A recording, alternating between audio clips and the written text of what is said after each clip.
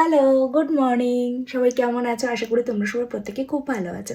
আজকের ব্লগটা আমার কাছে স্পেশাল, তার কারণ হচ্ছে আমি আজকে 3:30 থেকে ব্লগ শুরু করছি। মানে ভোর 3:30, ভাবতে পারছো? ভোর 3:30 থেকে শুরু করছি। তার কারণ হচ্ছে আজকে আমরা বকখালি যাচ্ছি, আমি, মা, বাবা আর মায়ের স্কুল কালিগ। তো ওই জন্য আমার অফিস ছিল, অফিসটা কমপ্লিট করে নিলাম। করে নিয়ে দুটো এডিটিং ছিল, সেটা করলাম। করে স্নানটা করে নিলাম, কারণ নাহলে না আমার একটু প্রবলেম আছে, মানে একটু স্নান না করে বেরোলে ভীষণ আমার এক্সস্টেড লাগে, সেই জন্য স্নানটাও করে নিলাম। তো করে ঠরে নিয়ে এখন আমি ঘুমাইনি, একটু শোবো, মারা উঠে যাবে। আর ওই 5:15 নাগাদ বেরোবো। তার আগে আমাদের যদিও ড্রাইভার দাদা চলে আসবো, ওকে বলা আছে। ও এসে গ্যারেজ থেকে গাড়িটা জাস্ট বার করবে, আর মাকে বলেছি তখন আমাকে ডাকবে, আদারওয়াইজ আমার ওঠাটা জাস্ট ইম্পসিবল। কতক্ষণ ঘুমাবো? হার্ডলি আর 1 ঘন্টা। 3:30 তো এখন বাজেই। তো যাই হোক, চলো আর বাদ বাকি দেখো, কিছু কিছু প্যাকিং বাকি আছে, সেগুলো করব। মা তো অলরেডি হাফ ডান। আজকে হচ্ছে 27শে ডিসেম্বর, তো 27, 28, 29 3 দিন আমরা থাকবো। তো পুরো ভ্লগটা তোমাদের সাথে শেয়ার করব, যদিও ভ্লগগুলো একটু দেরি করে আসবে। সে আবার তোমাদের নতুন কি বলবো, এটা তো আমার সাথে হয়েই থাকে। তো দেখো, তো অনেকেই ভাববে যে এত সকাল সকাল ভ্লগ করছি, আমি তোমাদেরকে টাইমটা দেখাচ্ছি, দেখো তাহলে। এই ঘরে কোনো বড় ঘড়ি নেই বলে তোমাদেরকে দেখাচ্ছি। দেখো এখন পাক্কা 3:40 বেজে গেছে অলরেডি। আর বাইরেটা দেখো, বাইরেটা আমি জানি না, পুরো অন্ধকারেই থাকবে এখনো। এইটা দেখো, পুরো বাইরেটা, মানে এই ঘরে তো কোনো বড় ঘড়ি নেই, তাহলে তোমাদেরকে দেখাতাম যে অ্যাকচুয়ালি এখন পাক্কাও 3:30 তো বেজে গেছে, 3:45 বাজে। তো চলো আধ ঘন্টা জাস্ট একটু রেস্ট নেবো, তারপর যেতে যেতে ঘুমাবো। মানে তারপর আমরা ট্রেনে যাব, ট্রেনে যেতে যেতে ঘুমাবো, ওরা ওখানেই চলে আসবে। তো চলো একটু রেস্ট নিই। মা যখন পরে ভিডিওটা দেখবে না, বলবো তুই এত সকাল সকাল ভিডিও শুরু করে দিয়েছিস। আর কারণ মানে আমি দেখছিলাম অনেকেই যারা ব্লগিং করে প্রচণ্ড ডেডিকেট না হলে, ডেডিকেশন না হলে, মানে সত্যি কথা কোনো কাজই ঠিকঠাক করে হয় না। তো আমিও চেষ্টা করব আমার সব কাজের সাথে সাথে এই ব্লগিংটা যখন স্টার্ট করেছি, এটাতেও যতটা ডেডিকেশন দিয়ে আমি কাজ করতে পারি। তো আর এই যে মা যে আমাকে কাফতানটা দিয়েছিল, এই যে সেই কাফতানটা পরেও নিয়েছি। তো চল একটু রেস্ট নিয়ে নিই। এখন আমি ড্রায়ার দিয়ে চুল শুকোবো, তারপর গিয়ে আমি একটু রেস্ট নিতে পারবো। জানি না কি হবে, মানে গোটা দিন জেগে থাকতে হবে। তো ঘুরতে গেলে এই তো, তারপর তো বাড়ি চলে যাবা। তো চলো আর কথা বাড়াবো না, এখন থেকে শুরু করলাম এই একটাই কারণ আমি যখন যাব তখন প্রচণ্ড চোখে ঘুম থাকবে, আমি ঠিকঠাক করে কথাও হয়তো বলতে পারবো না, জাস্ট তোমাদের সাথে শেয়ার করবো। তাই ভাবলাম এখন থেকেই ব্লগটা শুরু করে দিই। হ্যাঁ,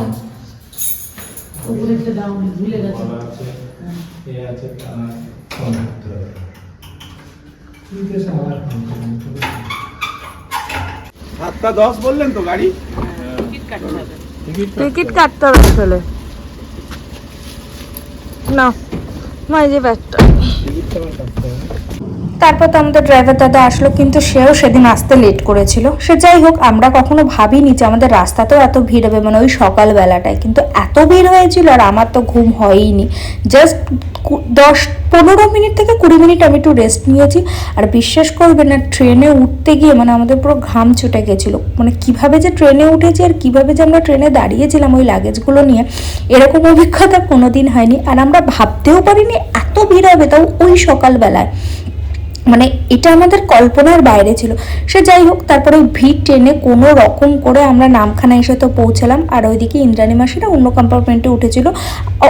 অদ্ভুতভাবে ওদের কম্পার্টমেন্টটা অতটা ভিড় ছিল না।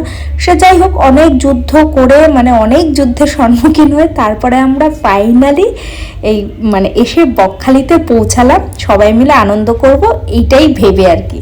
বাইরে থাক, পায়েস তো না, ফ্রিজে রেখে দাও। আরে ঝাঁকি খেতে খেতে যাবে, কখন কেমন খাচ্ছো বাবা পায়েসটা? সুন্দরীর ভেতর। হ্যাঁ, তো আমরা তো এখন চলে এসেছি ফাইনালি। সকালবেলা থেকে প্রচুর যুদ্ধ করে আমি তো ব্লগটা কখন শুরু করেছি তোমরা দেখতেই পেয়েছো। তো তারপরে আমরা সকালবেলা ওখান থেকে বেরিয়েছিলাম অ্যারাউন্ড 6:45 মতন, একটু দেরি হয়ে গেছিলো। তারপর সেখান থেকে আমরা চলে এসেছি হচ্ছে শিয়ালদাতে গেছিলাম, শিয়ালদা থেকে নামখানা লোকালে গেলাম, গিয়ে তারপর সেখান থেকে আমরা চলে এসেছি হচ্ছে নামখানায় নামলাম। নামখানায় নেমে এখন আমরা যেখানে আছি, যদিও রুমে আছি, তারপরে বাবা বাকিটা বলবে, বাবা আর মা, আজকে আমি বলবো না। বলো তারপরে। নামখানা স্টেশনে নেবে। হ্যাঁ, নামখানা থেকে আমরা একটা ওই আর্টিকা বুক করে আমরা দুটো ফ্যামিলি আমরা এসছি গভর্নমেন্টেরই সুন্দরী রিসর্ট। এটা এটা এটা গভর্নমেন্ট রিসর্ট, এটা গভর্নমেন্টের মানে মৎস্য কেন্দ্র এখানে অ্যাকচুয়ালি, হ্যাঁ মানে মৎস্য শিল্পের এই মৎস্য মিনিস্টারের আন্ডারে আছে, আচ্ছা মৎস্য দপ্তরের আন্ডারে। আচ্ছা তো এটা রিসর্টটা হ্যাঁ অনেক বড় রিসর্ট হ্যাঁ। এখানে। এই জায়গাটার নামটা কি বলবো? এটা হলো হেনরি আচ্ছা আইল্যান্ড, হেনরি আইল্যান্ড, হেনরি আইল্যান্ডের মধ্যেই সুন্দরী রিসর্ট আচ্ছা এটা। আচ্ছা এইখান থেকে আমরা আবার তোমার বকখালি যেতে পারবো তাই তো? হ্যাঁ, এখান থেকে পরের দিনে আমরা মানে কালকে বকখালি যাব। আচ্ছা, তো জলের বোতল ওই তো ওখানে আছে।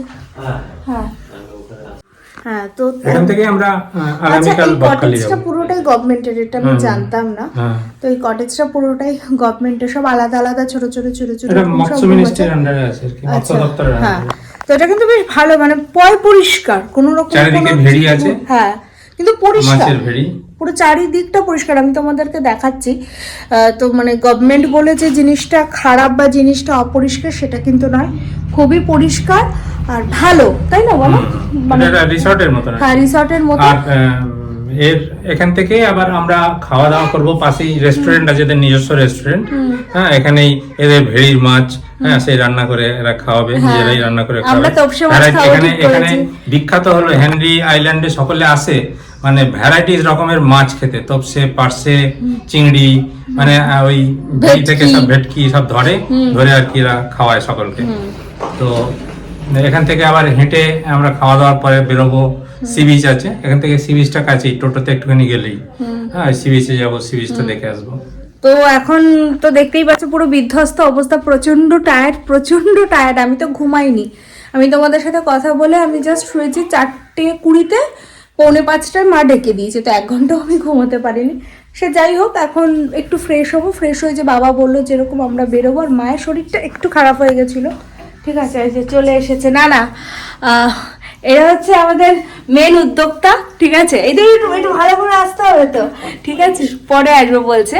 তো এটা হচ্ছে ইন্দ্রাণী মাসে হচ্ছে পুরো প্ল্যানটা করে নিয়েছে, ফার্স্ট টাইম দেখা হচ্ছে। আর এটা কি বলতো, এটা হচ্ছে আমাদের মিষ্টি নাম হচ্ছে মিহি, ঠিক আছে। তো চলো আমরা লাঞ্চ টাঞ্চ করে নিই, তোমাদের সাথে আবার পরে তারপরে দেখা হচ্ছে, টাটা। এই যে মা, দাঁড়া মা, বলো কি হয়েছিল শরীরটা? বাবা তো আজকে দুজনেই মানে তুলকালাম। আমার তো রীতিমতো ভয় লেগে গেছিল যে কি করে মানে আসতে পারবো, কারণ বাবারও ওইভাবে আসার মানে সত্যি কথা যা হয়, এত ভিড় ট্রেনে প্রচন্ড কষ্ট হয়, কারণ বাবা সেই অফিস গেছিল, তারপরে মানে বাবা তো তোমার তো লাস্টের দিকে রিটায়ারমেন্টের সময় তো এতটা তোমার তো জানে, মানে বাবা ফাঁকা অবস্থায় গিয়েছিল, তো তাও আবার এত কষ্ট। আর মারও মানে মা এখনো দেখে বুঝতে পারছো, মা এখন একটু জিবি আছে, কিন্তু এখন তো একটু বেটার বলো।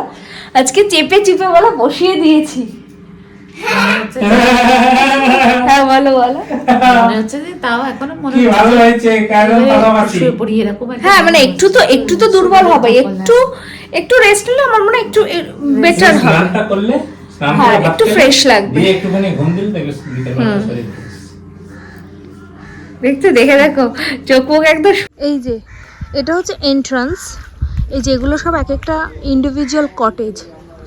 এই একটা মানে এই যে 3 একটা আলাদা, 4 একটা আলাদা। তো 4-এ তো ওই মিহিরা উঠেছে, আর 3-এ আমরা। এই যে তো চলো তোমাদেরকে দেখিয়ে নিচ্ছি রুমটা।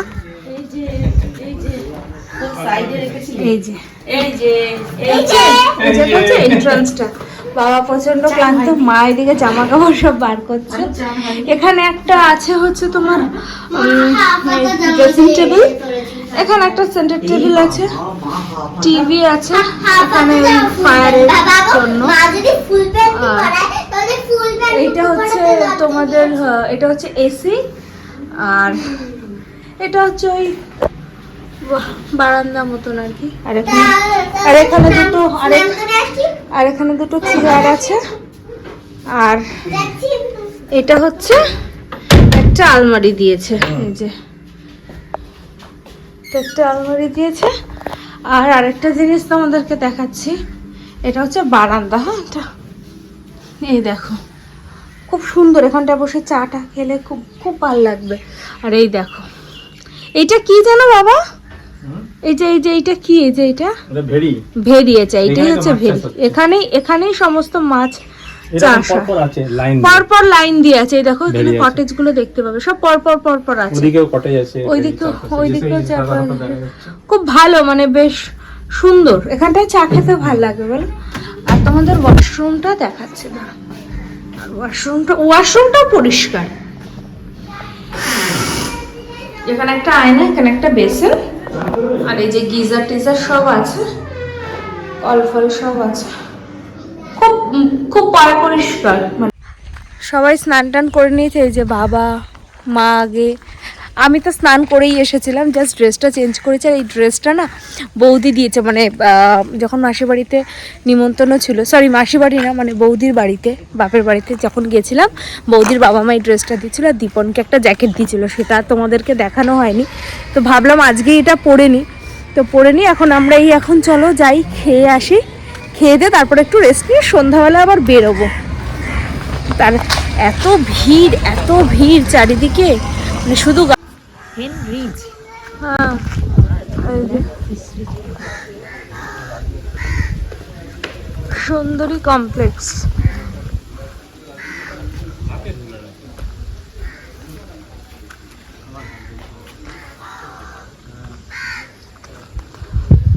এটাও বোধহয়, এটাও একটা থাকার জায়গা বললো। হ্যাঁ, এটাও একটা থাকার জায়গা, ওয়াচ টাওয়ার। ভেতরটা বেশ ভালো, বেশ শান্ত নির্ঝুম, খুব ভালো। এই যে এটা হচ্ছে, দোলা দাও গো, আস্তে করে একটু দোলা দাও।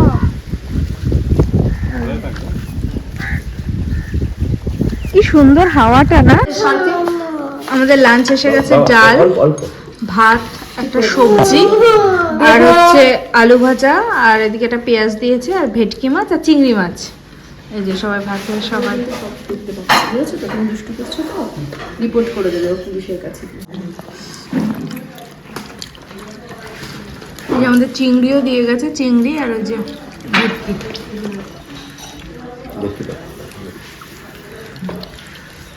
পিসটাও ভালো দিয়েছে ভেটকি।